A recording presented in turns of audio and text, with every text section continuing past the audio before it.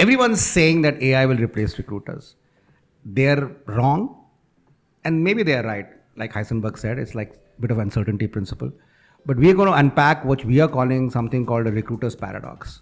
And that's very interesting because recruiter paradox basically says that as AI becomes more smarter, the human recruiter will become irreplaceable.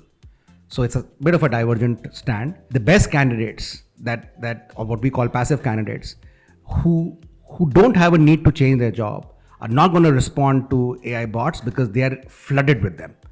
And therefore the human recruiter will acquire a bit of an edge. Sit back and relax and hear this episode.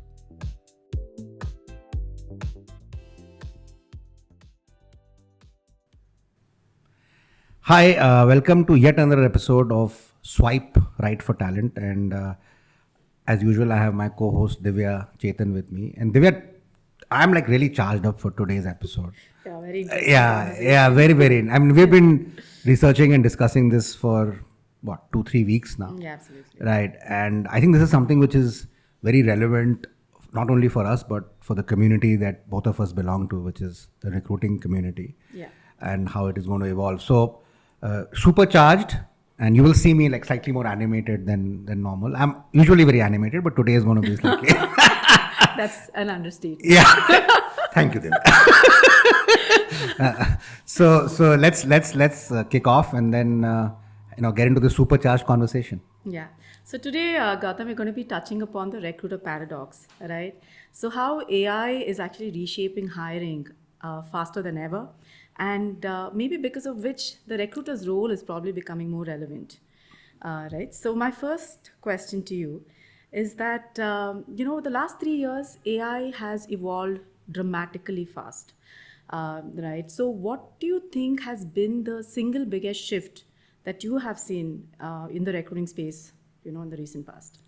I think the biggest thing which AI started to address, and I see more of that happening, as we move along, is screening. So I think resume screening is something which various tools were trying to do for the last maybe 20 years, but nobody was getting it right. And what AI managed to do was it managed to get the context. Okay, so otherwise resume screening tools were only based on frequency, like how many times does a particular word occur in a resume. What AI did was it got the context, and that's the key. So it could do what a human being could do. A human being reads a resume with the context, which other tools were not able to do. I think AI just leapfrogged resume screening 100x from what it was earlier. So that was, I think, the first area which AI touched upon, which is resume screening. And because it is something which is a pretty boring task, and it has high volume. So for a recruiter and for the recruiting community, I think the biggest gift, if I can use that word, was resume screening. And it's accurate, and it does it in 1/10 of a second. So what took you maybe 3 or 4 minutes, and again and again and again and again, now you have a tool which can do it in 1/100th of a second, and best of all, that is accurate.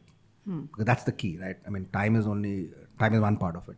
So I think resume screening is something which the recruiting community should be, putting Aarti to AI on a daily basis, because it's just a leapfrog. And we have built these tools now for the last 18 months. We've been using them actively. Yeah. And you and I remember the time when we used to do it manually, which was not very long ago.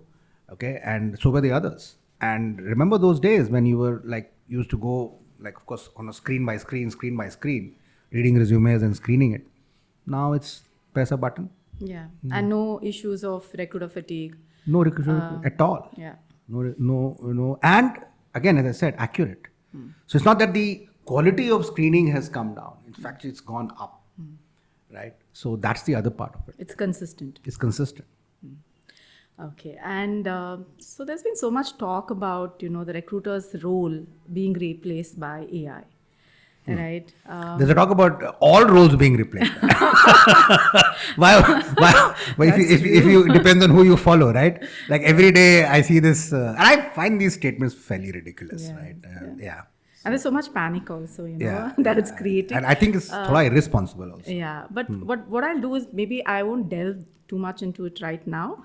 But my question to you is, what do you think AI in hiring was designed to solve, and do you think it has succeeded to some extent? Look, you have to break down hiring into its various components. Okay, so if you look at the recruitment process, there is a process of sourcing, then comes screening, then comes assessment, then comes fitment, right, and then comes negotiation and closure and so on.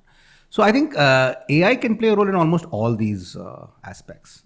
Some of it can, like screening and all, it can take off your hands completely. So screening tools can be, in my opinion, 90-95% driven by AI. So maybe 100%. You don't even need any human intervention at all. Some of the aspects, there will be collaboration between AI and recruiters. So depending on which part of the recruiting funnel we pick up, the AI role will vary based on the type of activity that is being performed.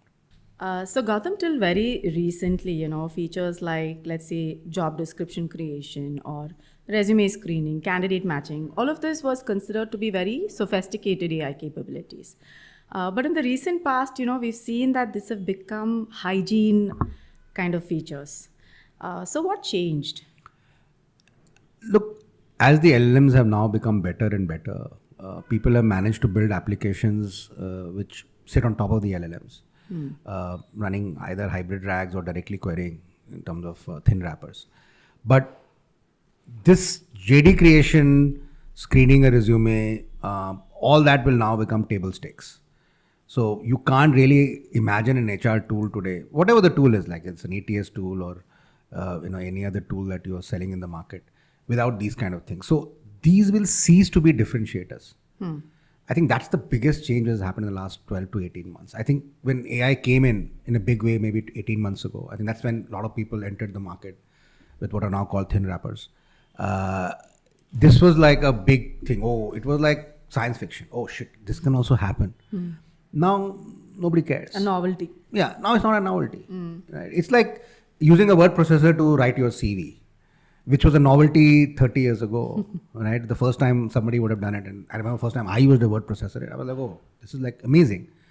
But it's not a novelty. So I think resume screening, JD creations, anybody who's building tools today and think that these are going to be any differentiating factors living in some other different world, these are pretty table stakes. Right. So AI has enabled a lot of tools to get created, which will now be offering this as standard features and no longer differentiators. But having said that, they're still helpful. They're still helpful because these things take a lot of time. I remember JD creation itself. I mean, we can laugh about it today, but JD creation is not easy. Yeah. If you take aside AI, it takes a long time. Yeah. It could take days.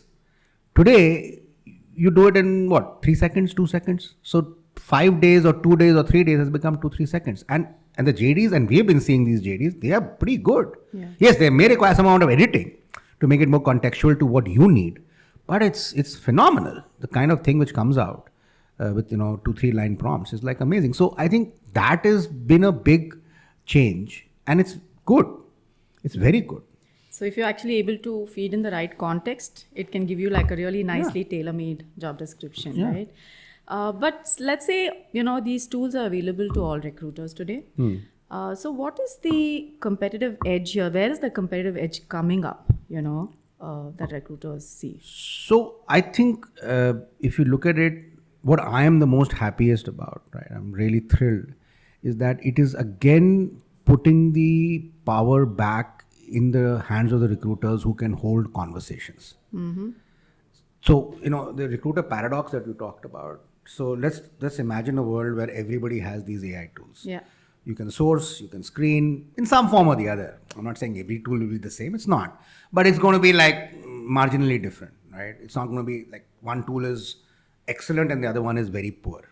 There will be some, and I do imagine there is human ingenuity and UI and customer experience and so on and so forth. But after that, imagine with the whole world with these tools, the candidates also have the same tools to make their own resumes everybody now makes a resume using AI. I mean, I don't think anybody will be today making a resume where AI is not being used, right? So imagine a world, either it's already happened or will happen in the next whatever 3-4 months, but everybody has AI tools to make resumes, screen resumes, make job descriptions, maybe even source candidates. So what is going to be the edge or the competitive advantage? It will mean that the ability to hold conversations and to apply human judgment is going to now becoming more valuable, because AI will commoditize this aspect of recruiting completely. So this is the recruiter paradox. The recruiter paradox is that while AI commoditizes quote unquote intelligence and therefore enables recruiters to become highly efficient when it comes to certain activities, it will create the need for recruiters to have those conversations with human beings, either for screening them or for selling the job to them or for talking about careers, which AI cannot do. Yeah, and maybe even aspects like maybe trust or influencing somebody, in terms of what kind of decision to take or whatever that is, or judgments, relationship building. So, these kind of aspects probably become all the more relevant and all the more important when you have these tools handy, right? Yeah, I mean, the closest example I can think of is sales. Okay, and I keep coming back to the sales example because in my mind they're very similar roles. So if we look at salespeople in like the earlier days where they didn't have CRMs, they used to spend a lot of time maintaining data on Excel sheets or whatever other tools. Then the CRMs came, then the AI-based CRMs came, which talked about intent signals, talked about framing emails, right? I mean, we know that. Talked about how you can frame messages to get attention of prospective customers. But it's not that the role of the sales guys started getting diminished. So the role of the sales guy, in fact, in my mind, has become richer. Yeah, that's true. Yeah. With all these tools, because now the salesperson can actually focus on the relationship, the closing the sale, which AI cannot do. You can't have an AI bot closing a sale for you. Similarly here, the recruiters will focus on having these conversations with prospective candidates and convincing them, screening them, as you said, those activities which are human to human connect. So in my mind, the really good recruiters who are getting drowned in administrative work, okay, will be the smarter ones who will outsource it to AI and use AI as a collaborator, either as agentic workflows or just LLMs direct, like just chat-based AI, not even agent. Agent is one level above, and focus their time and energy on relationships. And one thing which I think is the most important thing is domain understanding. Right. I think the recruiters who will succeed tomorrow will be the ones who know their domain. So if I'm in the healthcare business, I'm giving you one example, as a recruiter, I should know healthcare backwards forwards. What are the professions, who's hiring, what kind of salaries are there, what are the problems, why do candidates leave, why do the candidates join, where can I get these people, what kind of conversations I can hold. So, which is true with sales. Like if you look at high level sales, like any guy who's selling, say, a $10 million deal or $5 million deal, the person needs to know the domain. Think about us. I mean, we get requirements for salespeople. What do they first say? I want a salesperson from this domain. Forget sales. First, I want domain understanding, because you can't sit in front of a customer at a $5 million, $10 million deal level and not know the domain. Because without knowing the domain, you won't know the problem. What are you going to sell then? So I think domain understanding is extremely important. So recruiting careers will become domain specific. It's already happened a lot in IT. If you look at India, for example, I mean, most recruiters in IT have been IT recruiters for 20 years. Right. Also because the industry has grown. But now it's going to become essential. So recruiters now who are in banking, for example, or insurance, will basically be in that domain for probably the rest of their lives, which is not bad. It's good. I don't think it's a down. In first 4-5 years, I think you can move because you're still very junior.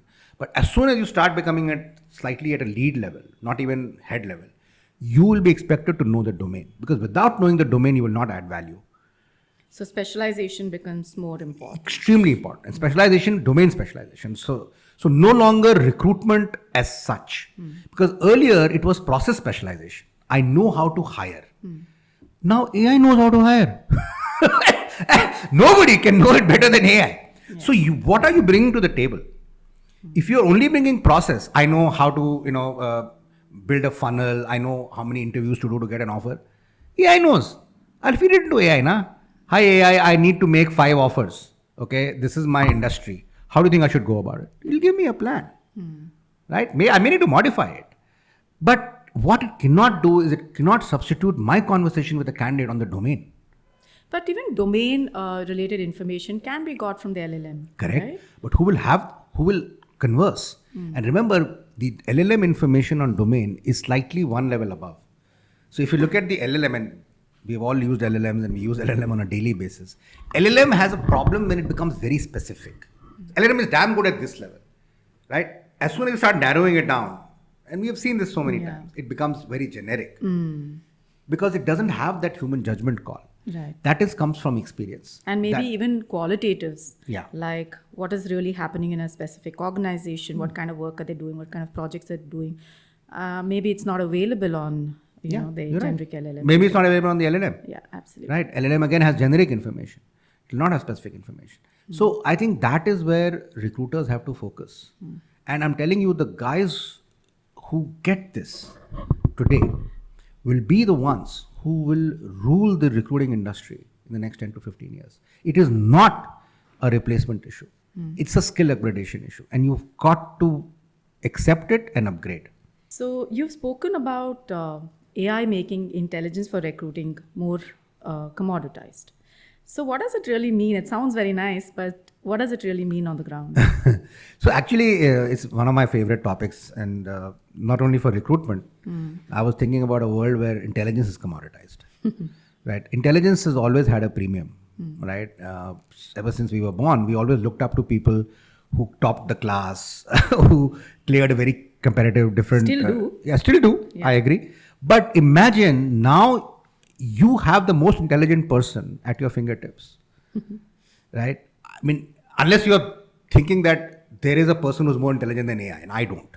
And I don't know whether AGI has been reached, and I don't want to get into that debate, depends on who you follow. But I think AI is the most intelligent, quote unquote, entity in the world today. No doubt about it. It has consumed every single written word that has been written for the last 500 years. It knows everything. Okay, so it is extremely intelligent. So you can converse with intelligent entities at your fingertips. So intelligence is a commodity. It is no longer has that kind of premium, because if I can pay $20 a month, I have intelligence at my fingertips. I can ask it about cancer research. I can ask it about history. I can ask it about strategy. I can ask it anything, and it will answer. So intelligence, which was earlier premium, where I would pay people to hear them talk about something, is at my fingertips. So what is it that I have? What is it that I can, which AI does not have? It doesn't have human experiences from which to, it doesn't have empathy. Although now people say maybe it will develop. Maybe, I don't know. I mean, I don't want to get into that again. Those are beyond our understanding, and we are not running AI labs. Early days. Yeah, it's early days also. But I'm saying that if you look at a world where intelligence is a commodity, strategy, process will now become much easier. It doesn't have that premium. So human interaction, closing, understanding what you really need as a person. I'm talking now for recruitment specific. So if I'm talking to you as a candidate and I'm the recruiter, my job is to understand your need. Really your need. Like, what is it that you really want from a career? I don't need to source you. I do need to source you, but I can use an AI tool to source you much faster. I can use an AI tool to screen you much faster. Maybe even use an AI tool to do a first level check, like, do you have 5 years of experience, whatever, that initial check. But what I cannot use an AI tool for is to understand your need. Because AI will not understand your need. Yeah. Only I can understand your need. So those are things which will become at a premium. I think the human to human connect in any profession will start becoming more and more premiumized. And those are the people who will start succeeding as we move along. And same thing in recruiting. So that's where domain comes in. Domain is because I'm going to talking to you and you are in my domain, right? So one is to understand you as a person and your need. The other is to understand the domain. Otherwise, what kind of conversation I can have with you? Right. So those are things which are going to become more and more important in the recruiting business. And I think it's very exciting because it gives recruiters an opportunity to really talk value add stuff and not be burdened with, updating Excel sheets. Absolutely. Yeah. And scheduling interviews. So Gautam, can you give me a real world example of what we just spoke about how AI is commoditizing intelligence, and how does this really help recruiters? So yeah, in the recruiting world, anything which is process related, right? Which earlier I had to either ask somebody or I needed a consultant to help me with. Like, how do I plan for something? Like a walk-in event. Let's look at a very simple process. Tomorrow I'm organizing a walk-in where 150 people are going to come. It's a logistics nightmare. Yeah. So how do I do it? Earlier, that is where intelligence comes in, right? So you need intelligence to organize that. Now, earlier, I would talk to somebody, ask somebody. If I've done it earlier, then obviously And there's past no problem. experience, Past experience. But here, I can ask AI. And AI knows. AI will tell me exactly where to place a chair, where to place a table, do I need to have a reception? And it'll ask me questions, how many people are expected. So I can draw up the full process pipeline of this walk-in interview, walk-in event using AI. Even the scheduling, the slots. Everything. Yeah, it's beautiful. Yeah. It's wonderful actually. I mean, you and I did a walk-in event, 20 years ago, and the first one that we did, we had so many problems. Correct. And everybody has the same Mostly thing. administrative. Mostly administrative, logistics. But you don't visualize it, right? Till you're doing it. Now, it's like organizing a wedding, right? There's always going to be 5 things which will which will not go wrong. I mean, unless you've done many weddings, which is why you're a wedding planner. Yeah. So that is one thing which is now out of the recruiter's gambit. Like you can use AI to help you plan, to help you make a process. It can also help you in manpower planning. Like my quarter's target is 50 hires. This is my interview to offer ratio based on whatever data I have. Help me plan the quarter. How many, should I talk to external agencies? Should I do it internally? How should I do it? AI will help you. That is intelligence. Right. What else is intelligence? Intelligence is basically helping you do these kind of things, right? Now that is going to become commoditized because if you can intelligently use AI, then you'll be able to get all your answers.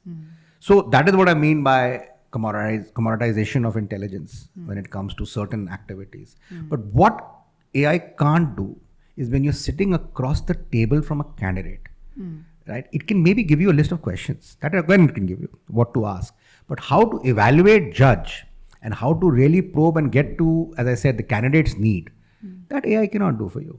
Right. So those are the things which a recruiter has to do. That's where the human element comes into play. And today, with so many candidates using AI tools, even to maybe circumvent the system, it could be interview processes and so on. Maybe the recruiters have to get smarter, right? Yeah, that's a different, any new technology always will create a plus and a minus. I mean, the computers did the same thing, right? The viruses, we didn't have earlier viruses were body viruses. So when you say a virus, it's a computer virus, right? So things have, that goes without saying. So yes, you're right. I mean, people will use AI to game the system. They will use AI to make the resume, which anyway they are doing. They'll use AI to fudge the interview, which also they are doing. Yeah. So there are many ways in which they will use AI to game the system. So I think recruiters definitely have to be smart enough to be able to figure that out. And it's going to be ever evolving. You'll come up with something, they'll come up with something. But it's interesting. There's so many proctoring tools also that's come up today. So that will keep moving. I don't think that's a cause of concern. You have to figure out a way on how to do it in the new system. And it'll keep evolving. But you're right. People will, game the system. Right.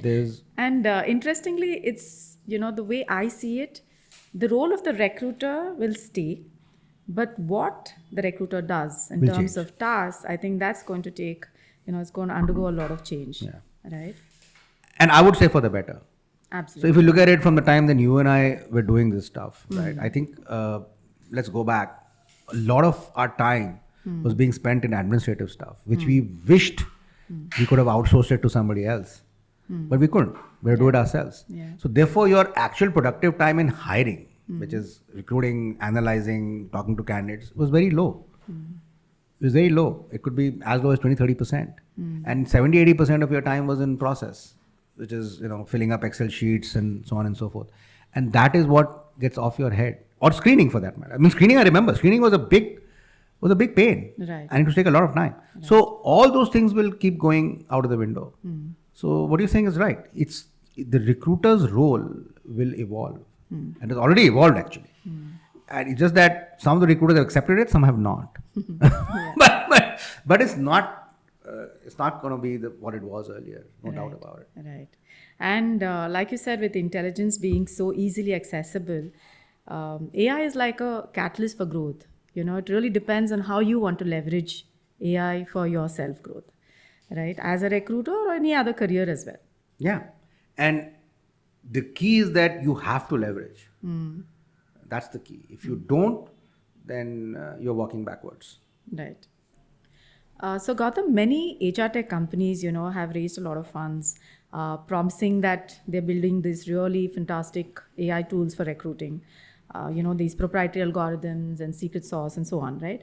But we're also seeing that many of these outcomes, are probably the same type of outcomes are experienced by recruiters using generic AI tools. So what is the kind of edge these HR tech companies have today?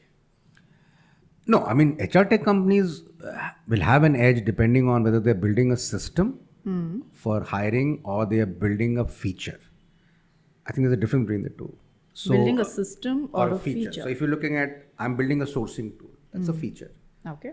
And now, why will I use your tool? I can use the LLM directly. That's basically what you're saying. So when you build one small piece of it, which can be replicated by using the LLM, then you have a bit of a problem. But if you're building a whole system which has multiple pieces in it, then it's difficult to replicate that through an LLM. Because imagine for each thing you have to hit the LLM. You can, but it's time consuming. Yeah, and it's irritating. And you won't get the same result because it's all disjointed. Right? So now you're putting it together in one place. So if you're building a system which has a lot of AI elements into it, then you're definitely adding value, which you cannot get by hitting multiple LLMs 5 times. But if you're building one piece, then that you can get. So that's one part of it. So I think the fundamental question to ask the HR tech company or any HR tech company should ask themselves is that, am I building a feature or am I building a system? If I'm building a feature, then I'll be outmoded very quickly. Second is proprietary data. If I'm building something on proprietary data, which is proprietary to me, which the LLM does not have, then obviously I'll have an advantage because that data is with me. And therefore, anything which I build on top of it through a RAG or a hybrid RAG, whichever model I want to use, obviously then the query is happening on my data. And the intelligence or the insights are coming from that, right, which the LLM does not have. So that's the second. So proprietary data and systems are critical. And then of course you come to the business, which is distribution.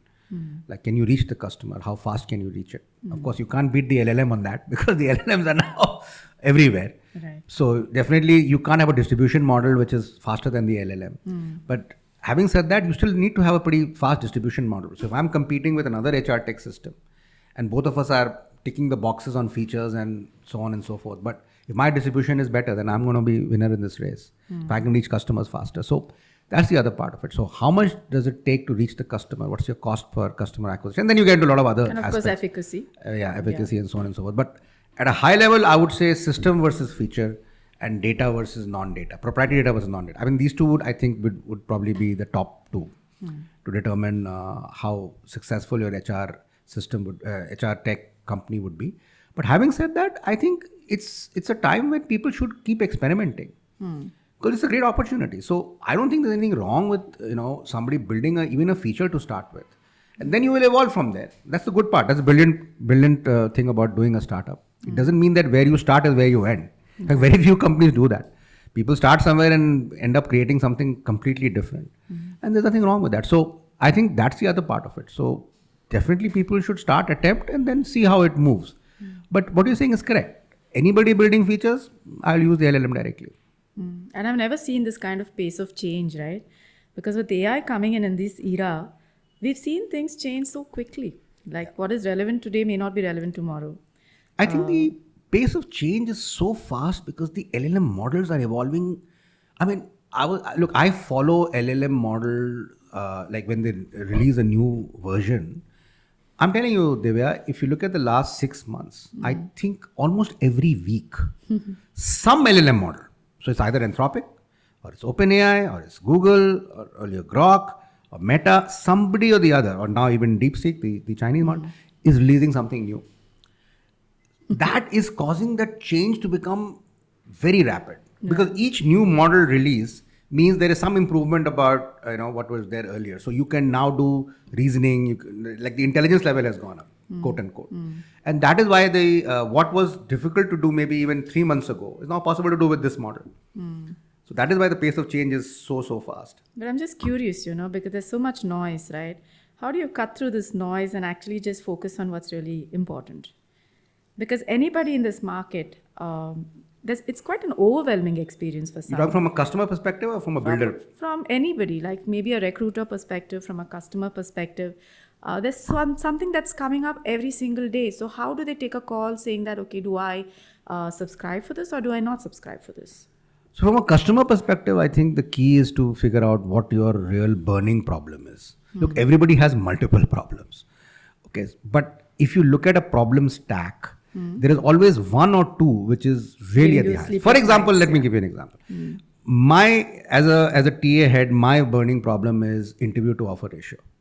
My hiring managers are complaining that I am doing too many interviews and you're wasting my time. And this is a very common problem. And both of us have heard this like multiple times. Yeah. So as a TA head, right, my current job should be to figure out what is the AI system that can help me bring this down. Everything else, I'm not saying others are not a problem. Yes, they are. But this is my burning problem. My burning problem is that I have 20 recs which are open all the time and their aging is more than 90 days. Why? Because they're needle in a haystack. Then my problem switches. I should be looking at an AI tool which will help me source those 20 recs. My problem today is that I have too many interview no-shows. I line up 50 people, only 10 come. Then I should look at that. My burning problem is my joining ratio is very poor. Only 30% of the people whom I offer join. Then I should. So the thing is to avoid getting overwhelmed, the question to ask yourself is, what is my burning problem? Yeah, that's interesting. Yeah. And once you can identify it, then it's simple. Because there are tools available, many tools, as you rightly said. Then it's a question of sitting down with those service providers, seeing how it works, cost, benefit, blah, blah, blah, and taking a call. But the problem today is, I don't think a lot of people have identified what the burning problem is. Believe me, today, all of these problems that I mentioned, and I can mention 5 more, have a solution, which will work. That's the brilliance of AI. It will work. 100% it will work. But the question is, have you identified what the problem is? If you have, then for a TA leader, I'm talking now from a buyer perspective, this is a great time to be in the market because you will get a solution. It is not like 2-3 years ago where you knew what the problem was, but you know what? You don't have a tool in the market which could have solved it for you. That is not the case anymore. You have a tool. Maybe the tool is not 100% there, but it will definitely be 80% there. And it's worthwhile picking up that tool and working with the tool provider to bridge that 20% gap. And that problem will get solved is a tick. Move to the next problem. That is where the market is. I don't think it's a question of overwhelm. I think it's a question of identifying what is your real pain point, and then you have a solution for it. I think it's a great time for at the buyer end. Similarly, at the creator end, there are so many problems. So when you are trying to build an HR tech or a recruit tech tool and put a problem down on a list of paper, right? Maybe 40 problems. Now you figure out which one makes sense to you from a burning perspective. Start solving for that. Right. Then move to the next. Then move to the next. And so on and so forth. Right. So as a next step for a TA leader, you're saying that, go back to the drawing board, figure out what are your problems and figure out which are those problems which is giving you sleepless nights. Correct. Right. And first address that issue and match it to a tool that will help you. And you will get a tool. 100% you'll get a tool. You spend 3 months scouting the market. If you have that kind of time, you will get a tool which will solve that problem, which was not the case 1 or 2 years ago. That is the biggest change I see in the recruit tech, HR tech space that we are in. There is now a possible tool for every single problem. that a TA leader has, which did not exist 2 years ago. Because earlier, only any problem, buy an ATS. It was like anything that you have. Oh, ATS. Solution is ATS. Boss, it's not any solution. Is not ATS. It is a system of record. Yeah. That's all it does. It just maps a resume saying if I get another one, I'll know if it is duplicate or not. And when did I get it? And maybe some 5 other things. But that's it. Yeah. Maybe that's not what I need. I need something else. Yes, it does solve some part of the problem, which is the Excel sheets and so on. But I have a sourcing problem. ATS doesn't solve that. Yeah. But now ATS is also Evolving. Yeah. But again, then take a call. Which is the ATS? So then, good. Let's look at that example. So supposing my problem is sourcing. Okay, and I've identified it, like the aging, which we discussed. Right. And I'm now evaluating 5 ATS tools, and I'm overwhelmed because each ATS tool has 56,000 features. And every day there's a new one launching. I'm getting emails, right? The problem is, I need to look at all these ATS tools from that single lens. That's it. Which is the one which solves my sourcing problem? Everything else is irrelevant. So if I'm getting an ATS tool with 56,000 features, how do I care? Right. So now I look at my sourcing problem. I look at all my ATSs that I'm evaluating. Which one does solve? Then I narrow it down to maybe 2 because it won't be more than 2 or 3. Then I pick one. So then what's the problem? You can do that. So that's the world we're living in now, and it's an exciting world. Right. So here's where it gets really interesting. So much talk about AI replacing recruiters and so on. But the counter argument to that is that, maybe the recruiter's role actually becomes more important considering that this is the AI era. And I think you've probably been, somebody who's advocating that for a long time now. So let's probably delve a little deeper into that. Okay. Yeah. So you use this word, need asymmetry very, very often. And you say that most tech tools today don't really get it. What do you mean by that? So I think the need asymmetry is very, very critical in the AI era because as it happens with most new technologies, people swing on the pendulum. So either AI is a solution for everything or AI is bad and I shouldn't even talk about it. So it's not like that. AI is somewhere in the center. It's not a solution for everything. So let's take an example. Yeah, let's take an example of the need asymmetry. So if I'm running customer service on AI, it works. Why? Because the person who's calling in, that person has the need. Because my washing machine is not working. So I need to fix it. And therefore I can answer bots, I can answer questionnaires, I may get irritated, but I will do it because it is my need. Now if I flip it around, if you're trying to sell me a washing machine, it is your need. It is not my need. Now there you better have a human being talking to me because I'm not going to talk to a bot. I mean, think about it. Will you ever talk to a bot to buy a washing machine? Why? Why should I? Because I think you're disrespecting me because I'm paying you money, right? You're telling me I don't even have the time to have a conversation with you, boss. I'm going to talk to somebody else. So one is the question of the fact that because the need is yours and not mine. Okay, I will not talk to a bot. So if you flip this model for recruiting, there are 2 ways to look at recruiting. There's inbound, there's outbound. Am I applying to you or are you applying to me? When I'm saying applying to me, I mean, are you reaching out to me? And that's the difference. If I am applying to you, AI is a perfect tool. AI will screen it. AI will ask me some questions. I'll answer it, maybe even schedule my interview. There will be a human conversation for sure. But the first phase can happen through AI. The second one is when you are reaching out to me. Maybe you can use AI to customize your email. You should, because that's a good way to do it. After that, you have to pick up the phone. I'm not going to answer a bot, or I'm not going to answer those 5 questions which you send me on email because I don't have the need. Simple as that. And there's no arrogance here. I don't have the need. You have the need.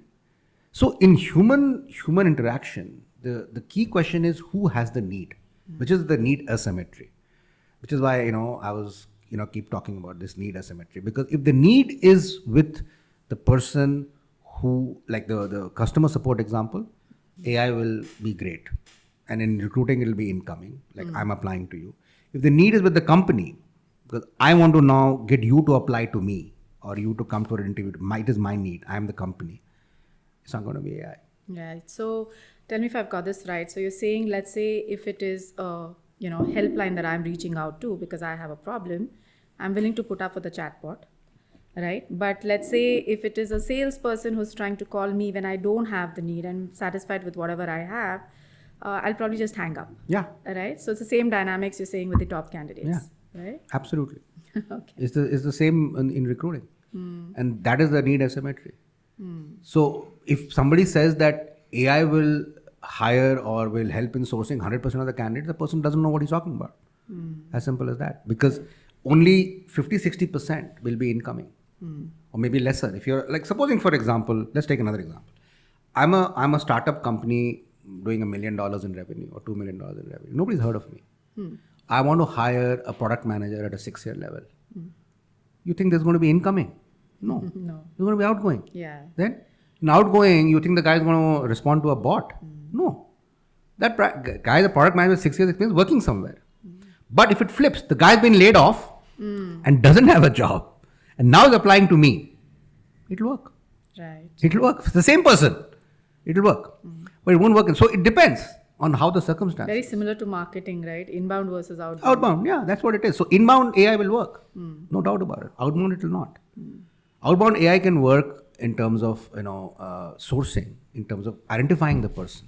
There you can use an AI tool to get to that product manager, to get to that right fit, because AI can help me source A plus B plus C plus D plus E. I can put whatever parameters I want. If I'm using a good AI sourcing tool, it can definitely help me get to that person. But after that, human being has to take over. And do you think AI can, actually decipher how much interest the candidate has? There are some intent signals. They're very similar to sales. We've been discussing sales also, right? I mean, what are people trying to do today? That I need to hit a customer, not only who's in my ICP, but also who has a need at that particular point in time. Because I don't want to talk to a customer whose need is going to come 1 year from now. Because he might not even remember me. So the same with recruiting. So if you have the intent to move, then I want to talk to you. If you have no intent to move, I can talk to you, but I'd rather talk to somebody else. Now that's where AI can help. AI can help giving you intent signals, which will be able to narrow down the people that you should be talking to. But the operative word is that you should be talking to. Right. AI can't talk for you. So AI is like a tool which will help you narrow it down. But after that, you have to pick up the phone or whatever, use a virtual call. But there has to be a conversation. But I'm still not sure if it's like a completely, because intent is something that may not always be obvious, right? Because the AI would only know what is, maybe on your social media footprint or what's available on the web. But a lot of times, intent may not necessarily be available on the web, right? It's very personal. I agree. So again, that will be evolving. I think if you look at intent signals, even on the sales side, the last 6 months it's become better because AI models will keep evolving. So I think what you're saying is correct. Maybe it's 30, 40, 50% there as of now. But I'm pretty confident that in maybe a year or two, when the models become even better than what they are today, I'm talking about foundational models, the LLM models, I think deciphering intent will become better and better. You will not be 100%, but it will be tending towards 100%. So, or maybe 80, 90%. It will be pretty accurate. So if I talk to 8 people, maybe 6 of them will have intent, which is still pretty good, by the way. Which was zero in the past. Which was zero in the past.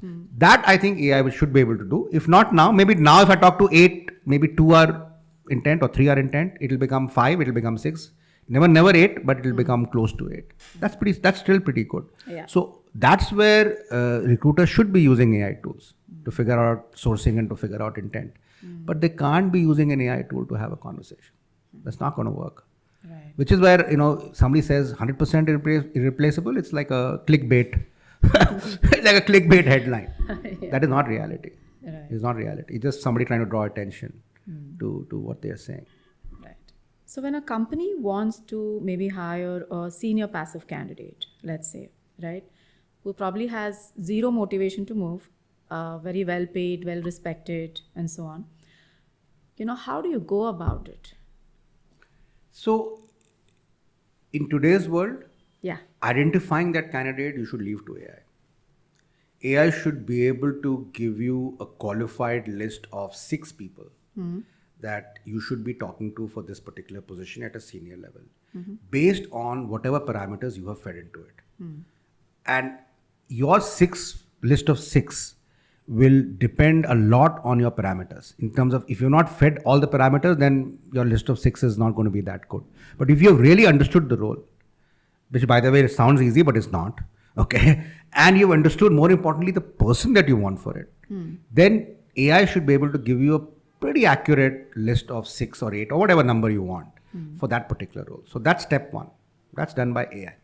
Then run some intent on it, as we were discussing earlier. Now that intent may have some accuracy. At least it'll give you some order, that I will reorder this list of 8 based on high intent first and then low intent. But as you rightly said, it may not be fully accurate, but I think it will be slightly accurate. After that, you've got to structure your conversations with these 8 people based on why would these 8 people want to switch. And that's a sales conversation. Completely sales. Yeah, because clearly the candidate has the upper hand here.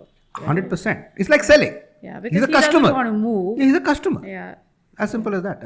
Just flip the sales model. It's like you selling to a customer. So you've already identified the customer. This is my ICP. You've identified the intent. So I've got the descending order. Now I've got to have a sales conversation. As simple as that. Because evaluation has been done by AI. AI has already evaluated. Identification. And evaluation. And screening, right? Right. It's not only identification. AI has already screened this guy and told me that, boss, this person is 90% fit based on parameters that I have given. Again, that's why the parameters are important. If your parameters are wrong, then your screening is wrong. But you can't blame AI for that.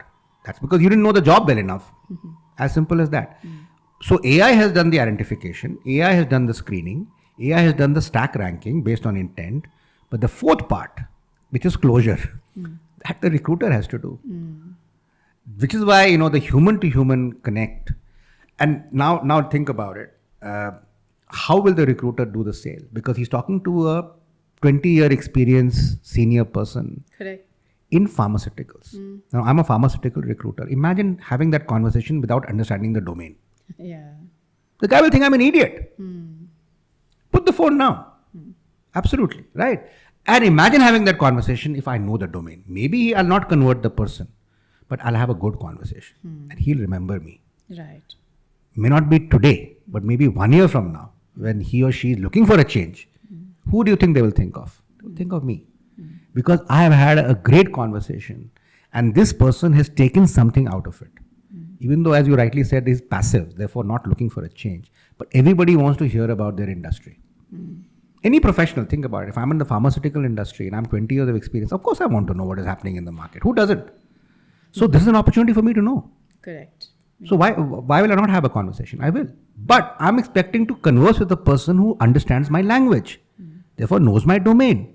Not a person who doesn't know my domain and just reading it off some AI script like this. Correct. Yeah. I'm not interested. And if it's a senior passive candidate, I'm thinking, even this element of trust becomes really important, right? Whom am I, going to be talking to? Whom am I going to be giving my resume to? What kind of opportunity am I going to be applying for?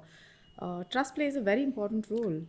That's a great point, because if you remember the analysis we were doing on recruiters who were getting good response rates from candidates, people are checking out your LinkedIn profile. Right. And LinkedIn profile to build trust. So if your LinkedIn profile speaks of the domain, and I see that, and here we're talking experienced people, so you also need to be at certain experience level. That's standard. Because I want to converse with somebody who understands the domain, who has the maturity to be able to have this conversation. Those things will play a big role, and that's where trust comes in. So what you're saying is bang on. That trust element is extremely important, especially as you move up.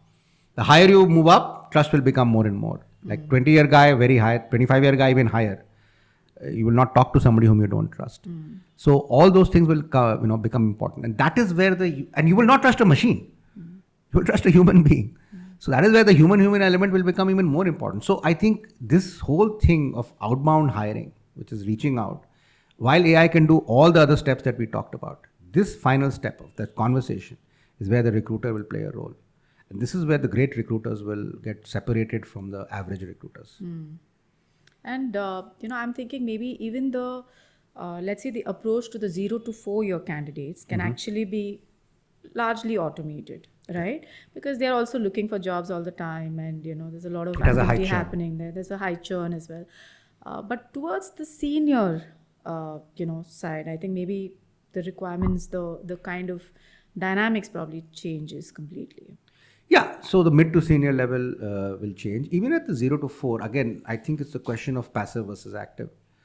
So even at that level, if I'm a person who is really not looking for a change, I'm not going to speaking to a bot. I'm not going to be speaking to a bot at all. So I don't think, yes, you're right, because the pyramid at that level is much larger. So there are more people. So, that way it does help from a funnel sizing perspective. But at the same time, if I'm not looking for a change, then I'm not looking for a change. And there I'm not going to be speaking to a bot. So you're saying if it is a clearly AI-driven outreach, they may not respond. Yes. AI-driven outreach on email, definitely they. Again, you have to be smart about it, because I think more as AI-driven outreaches on email become more common, and they are becoming more common. The guy who's receiving the email can make out.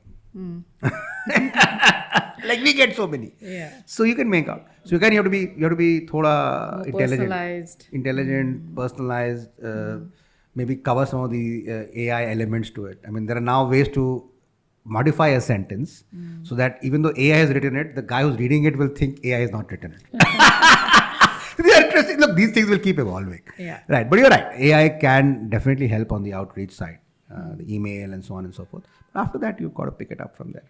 So it just brings me to this whole concept of first impressions, right? So do you think an AI outreach, does it impact first impressions in any way? Positive, negative, whatever that is. What do you think? So you're talking about. So let's take an example. So you're saying that I am a passive candidate at a 20-year level, and I am now getting an email from a recruiter. Like an automated outreach. So if it's automated, meaning it has no personalization. So it's not. I'm thinking it may not be. No, that will not work. That will not work. That wouldn't have worked even earlier. I think because that hits at my ego.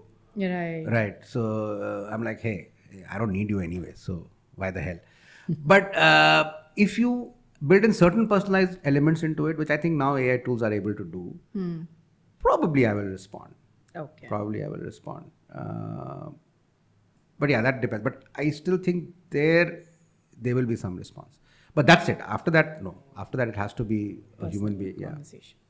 Okay. So you've said that the role of the recruiter isn't disappearing, but it's going to be evolving, right? And there are two different paths that the role of the recruiter is probably going to take. Would you want to just, give some highlights on that?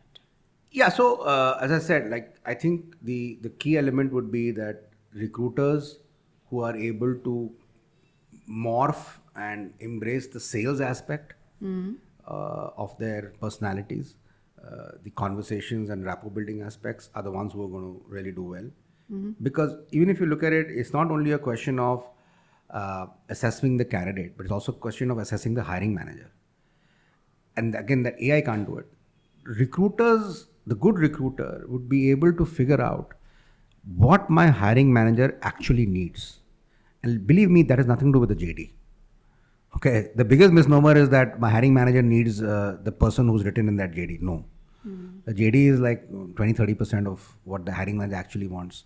So you are actually able to analyze and look at those subtle things which a hiring manager has a personal bias for. I'm not saying right or wrong, but that's the way human beings are constructed. And therefore give those kind of candidates which will have a higher chance of selection. So you're analyzing your sales analysis, your sales conversations, your human being analysis is both ends.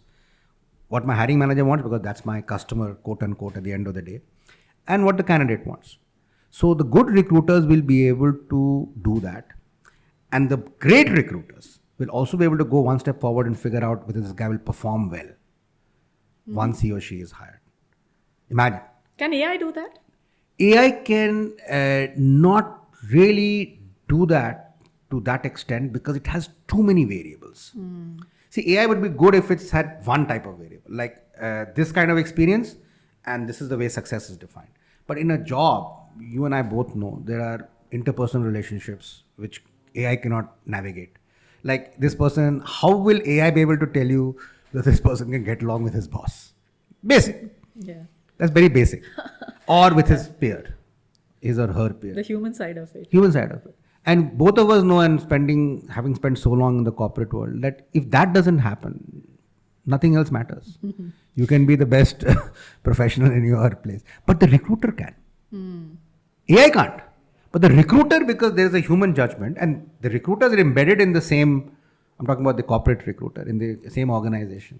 Therefore, the recruiter should be able to get a sense that, hey, this person should get along with this person who is the person's boss, and should also get along with this person who is the person's peer, because both are important.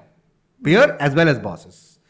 I'm not yet coming to subordinate, but these two are definitely important. You can't get any work done, right, if you don't get along with these two people, which the great recruiter should be able to do. So Gautam, delving deeper into that, so there are so many types of behavioral tests also that are emerging today, right? So do you think behavioral tests in some way would help? Behavioral tests would help analyze, a person's behavior, yes. The problem with behavioral tests is that human being getting along with another human being, again, has multiple facets to it. One of them is personality type, which some tests can. Remember, these tests have been around for, again, 20, 30 years. I mean, the first behavioral test I took was 30 years ago. So it's not new.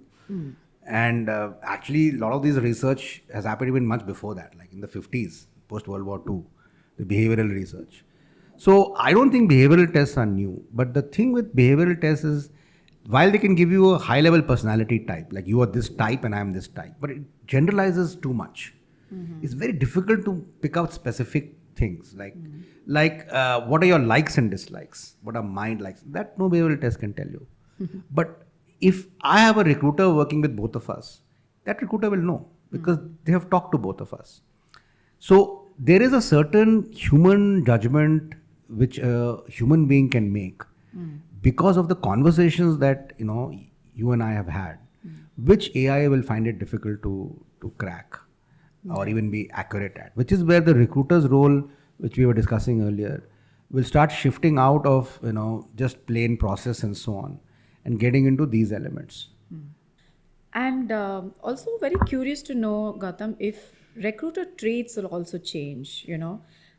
We've been looking at maybe attention to detail, organization skills, and relationship building skills, and so on, right? These are typical recruiter traits. Do you think this will also change? So I think the emphasis might change. Like, which are the skills which are more important for success for a recruiter will change in the in the era of AI. Like the weightages, is it? Yeah, the weightages. Okay. I think relationship, intuition, understanding people, understanding what they like, not like, will become far more important than a lot of the hard skills. Like The intuition is something very interesting. and that will become even more important because the hard skills of screening a resume, scheduling, being on top of that, should really be done by AI, and AI should be damn good at it. So if companies are not using it now, they'll use it in the next 5-6 months, or maybe in the next 1 year, because there will be multiple tools which they'll be able to choose from. Scheduling an interview, all that should be outsourced really. Screening a resume, you don't need to spend time on that at all. But as I said, I mean, talking to hiring managers, so recruiters should be spending time talking to hiring managers, like not only candidates. And they should do it very frequently. And again, these conversations should not only be about the JD, but should be about the kind of person. And to understand what are those traits which make a person successful. I think recruiters are stopping short of, they're only saying what will make a person get hired. Right? That is the way recruiters have been trained in the last 30 years. And I think it worked. But now with AI taking that piece off, I think the smart, or not only smart, the excellent recruiters will be the ones who will be asking a question, what it takes to succeed. I just don't want to hire. I want to hire a person who will succeed, because that is where you're impacting the organization. It's not just by filling a seat, especially when it's middle management and above. Even at junior, actually, that's wrong. I mean, it's there everywhere. I mean, nobody wants to hire a dud employee, right? Even if you're hiring a fresher. So I think that the question that recruiters need to ask is, what are the traits that this person should have to succeed, not to get hired? They have to go one level beyond. And I think that is what AI should help them do. So generally there are 4 common type of recruiters today. You have the bulk sourcer, and then maybe the resume screener, And of course the domain specialist, and maybe the talent advisor, right? So when you look at these four roles, where do you think they'll actually end up in the next 5 years? So I think, as we discussed, resume screening is going to get automated. Right. So if there's a recruiter whose main skill is resume screening, then that is not a skill which will really be in the market for very long, because AI will do it much So better. the writing is on the wall, they need to do something quickly. Yeah, resume screening is not there. Bulk hiring, if it's at an incoming, like most of your applicants are incoming to you, like you don't have to go out for whatever reason. Maybe you have a strong brand, or you're just operating in a market where you have a lot of people. I think the bulk hiring business is already shifting to AI, and it will shift more. But I want to draw a caveat in bulk hiring. I think bulk hiring again is looked at from a process perspective, and I think process is best done by AI. The initial screen, the evaluation, those first 5 questions, The communication check. all that can be done by AI, voice AI. But success, again, if we look at this from the fact that I don't want to only hire 100 people, I want to hire at least out of those 100, 30 or 40 or 50 should be the ones who will succeed, who will really do well. There AI might have a problem. That is where the bulk hiring specialist who should move from a process specialist to an identifier of success. So there has to be some traits that this recruiter should be able to identify in these people, which will tell him that the guys whom I have taken in this cohort of whatever 50 people who have onboarded, I think that 25 of them, maybe not all, are really going to succeed, or they're going to stick with us for a while. So, the other part of it. I think some of those value added stuff can now be, done by smart recruiters. But the processing of bulk hiring, that's fully AI. You don't need, like, if a recruiter's main skill is that I have hired 500 people in the last 1 year, I don't think that's going to be cutting it in today's world. But that is best done by AI. But if the recruiter's skill is, hey, I hired 500 people in 1 year, or rather I used AI to hire 500 people in 1 year, but out of those 500, 3 of them are still with the company, and out of the 300, 100 of them have become super performers. Now that is a killer resume for a recruiter, and that is possible with AI. So that's the thing. Talent advisor will remain, but I think advisory roles will change, because again, AI can do a lot of advisory today. So again, what are you going to advise? Because if I am running advisory campaigns, I could run it through AI, and I can ask AI. So it has to become more specific. It can't be a generic talent advisor. So it has to be more specific than just being like a advisor. In fact, that's true for any advisory role today. Right? What are you bringing to the table which I can't get through AI? So that's a different discussion. But maybe they can use AI to probably. But so can I. Even I can use AI, because again, as I said, intelligence is commoditized. so we'll have to dwell with it deeper. We'll have to see how this evolves. See how this evolves, and it will evolve for sure. But just pure advisory, like for example, compensation analysis. Why do I need you for that? I can use AI for that. Right? So earlier I would needed you because you would advise me on compensation. Hey, pay in this range. Now I can use AI for that. So a lot of these roles will evolve or change or disappear as we move along. Talent advisor is one, because which was the fourth one you talked about? No, talent advisor was the fourth. Yeah. So yeah, that's the one. So uncomfortable maybe for some of them. Yeah, I mean, again, it's you have to just deal with it. We have to deal with it, and you have to evolve with how it's moving. Okay, so Gautam, I'm going to be asking you a very controversial question, maybe something which doesn't get asked enough. The relationship between the hiring managers and the recruiters, right? Sometimes we see this friction. Many a time it's obvious, many a times, there are these undercurrents. So it could be that, the hiring manager feels like the recruiter is not getting it. The recruiter says that, the hiring manager's expectations are just, not practical at all. And sometimes the recruiter feels, they're feeling maybe very undervalued, right? There's also this whole aspect of trust and so on. So do you think, the AI coming into the picture, do you think the relationship between hiring manager and the recruiter is going to get better? Or maybe, do you think the gap is going to just get wider? No, I don't think it's going to widen. I think it's going to get better, and because it's very simple. Recruiters now have access to intelligence and data, which they earlier did not. So supposing, let's pick up a practical example on hiring manager expectations on skill sets. saying I want this plus this plus this, and I'm only willing to pay X. This is the common problem. Yeah. This is what we hear all the time. Now, earlier, you had to run through several interviews to convince the hiring manager that the market doesn't support A plus B plus C plus D at this price point. Either you remove D or you increase the price point. Two things you can do. Now, you can use AI. So AI can help you, build a case where A plus B plus C plus D, even before you start the process, at price point X, is just not possible, because AI will come back to you saying, what the market data tells you, that for these 4 skills, you have to pay your price point plus X. While if you remove one of those 3, then yes, you can get it. So that conversation now with the hiring manager can be had immediately on the basis of real data with no bias. So the hiring manager now cannot say that recruiters coming back with saying they want to make their job easier and don't want to spend that extra effort to hire this needle in a haystack.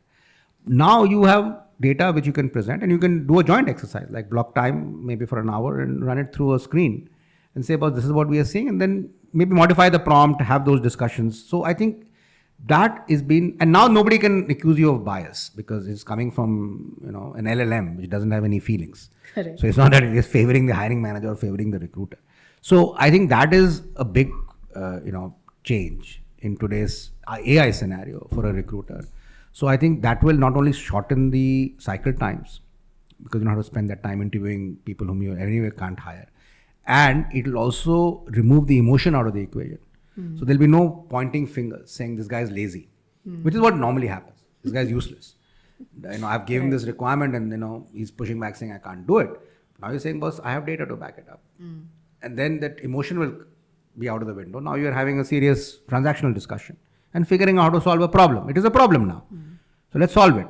Let's remove a skill set. Let's modify a skill set.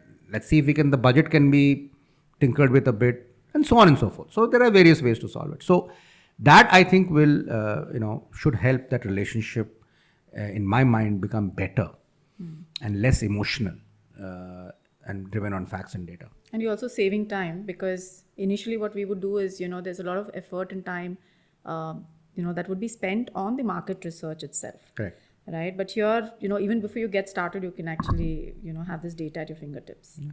Right. And that's thanks to AI. Yeah. So in fact, that's interesting, right? I mean, this has been a problem for decades now. Yeah. And if we really, if AI is going to help solve this problem, that's like a really, really big benefit. It's a huge breakthrough, right? Yeah. It's like screening. Screening has been a problem for decades. Yeah. It was a manual, highly intensive, time-intensive job. Yeah. And your productivity would drop by the time you reach the 15th resume, because there's no way you can stare at a screen for that long and have the same productivity. So yeah, you're right. So if AI can now, simplify sourcing, screening, and maybe automate tasks to a large extent, what do you think is going to happen in terms of the recruiting fraternity? Do you see, hundreds more recruiting firms that are going to come up, or hundreds more recruiters that are going to come up? Or do you think this community is going to decline?